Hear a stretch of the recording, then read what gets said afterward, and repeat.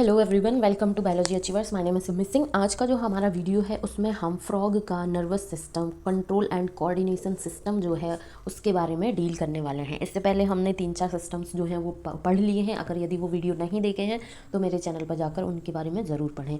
जो control and coordination system है वो क्या क्या इंक्लूड करता है, इसमें न्यूरल सिस्टम आ जाता है और एंडोक्राइन ग्लैंड्स आ जाती हैं। न्यूरल सिस्टम जो है उसमें हमें 3 के बारे में पढ़ना है, जिसमें आ जाता है central nervous system, peripheral nervous system and autonomic nervous system. इनके बारे में देखना है। एंडोक्राइन ग्लैंड्स जो हैं वो कौन कौन सी पाई जाती हैं फ्रॉग में, उसके बारे में भी हमें देखना है, जो कि यहाँ पर आपको दिख रही हैं स्क्रीन पर। उससे पहले हम ये स्टेटमेंट के बारे में भी जान लेते हैं कि स्टेटमेंट में हमसे क्या बताया जा रहा है।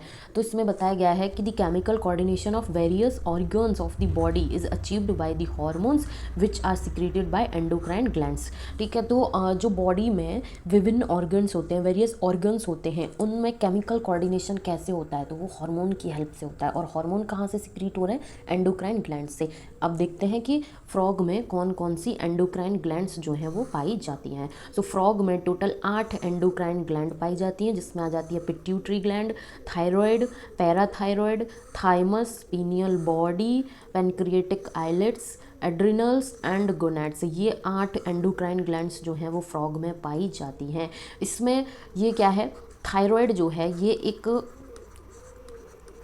थायरोक्सिन नाम के हार्मोन को रिलीज़ करती है। इसका क्या काम होता है कि ये एक प्रोसेस होता है जिसको हम मेटामॉर्फोसिस बोलते हैं। मेटामॉर्फोसिस प्रोसेस के थ्रू थायरोक्सिन हार्मोन जो है वो क्या करता है, टेडपोल जो है उसको किस में कन्वर्ट कर देता है? फ्रॉग में। मतलब कि लार्वा जो है वो एडल्ट में कन्वर्ट हो जाता है। ठीक है, ये हो गया। मतलब कि जो टेडपोल छोटे छोटे से पानी में देखे होंगे रेनी सीजन में, वो कंप्लीट फ्रॉग में किसकी हेल्प से होते हैं? थायरोक्सिन हार्मोन की हेल्प से। थायरोक्सिन हार्मोन कौन सिक्रीट करता है? थायराइड। थायरोक्सिन जो है वो मेटामॉर्फोसिस प्रोसेस के थ्रू टेडपोल को फ्रॉग में कन्वर्ट करने का काम करता है।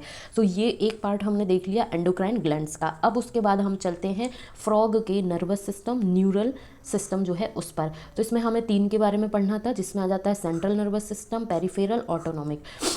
सेंट्रल नर्वस सिस्टम जो है वो इंक्लूड करता है ब्रेन एंड स्पाइनल कॉर्ड को। पेरिफेरल नर्वस सिस्टम, इसमें क्या क्या आ जाता है? इसमें आ जाता है क्रेनियल एंड स्पाइनल नर्व्स। ये क्या है? क्रेनियल एंड स्पाइनल नर्व्स जो है ये 10 के पेयर में प्रेजेंट होते हैं। ये चीज़ ध्यान रखनी है, ये 10 के पेयर में प्रेजेंट होते हैं, मतलब कि 20 इन नंबर अगर एग्जाम में पूछा जाता है तो 20 होता है, पेयर में पूछा जाता है अगर तो ये 10 के पेयर में प्रेजेंट होते हैं। ठीक है, ऑटोनॉमिक नर्वस सिस्टम जो है वो क्या इंक्लूड करता है? Sympathetic and parasympathetic. अब हमें सेंट्रल नर्वस सिस्टम सीएनएस में ब्रेन के बारे में डिटेल में देखना है कि ब्रेन जो है वो कितने पार्ट में डिवाइडेड होता है और वो क्या क्या इंक्लूड करता है। सो यहाँ पर हम देख सकते हैं कि जो फ्रॉग का सेंट्रल नर्वस सिस्टम है वो brain and spinal cord 2 part में डिवाइडेड होता है। ठीक है, 2 पार्ट में से अब ब्रेन जो है ये क्या क्या कौन कौन से पार्ट में डिवाइड होता है? ये 3 पार्ट में, ह्यूमन बींग्स के जैसे कि fore brain, mid brain and hind brain. Fore brain जो है वो इंक्लूड करता है ओल्फैक्टरी लोब्स, पेयर में सेरिब्रल हेमिस्फेयर और अनपेयर्ड डाईएनसेफेलॉन, इसको इंक्लूड करता है।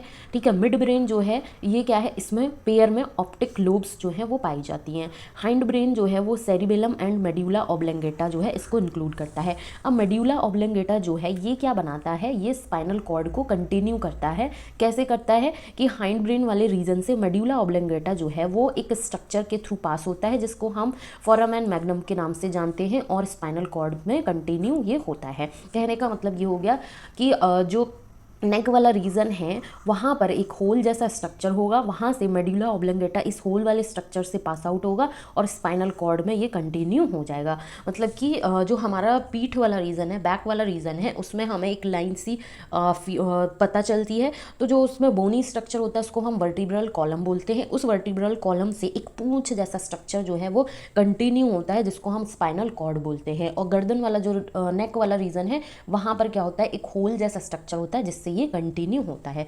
सो ये था बस इतना सा ही फ्रॉग का नर्वस सिस्टम, जिसमें हमें एंडोक्राइन ग्लैंड के बारे में जानना था और सेंट्रल नर्वस सिस्टम के बारे में जानना था। ये सारी की सारी चीज़ें बहुत याद करने वाला पार्ट है बट इम्पॉर्टेंट है, क्योंकि इससे क्वेश्चंस का फॉर्मेशन हो जाता है अच्छा खासा और कन्फ्यूज़न भी हो सकता है।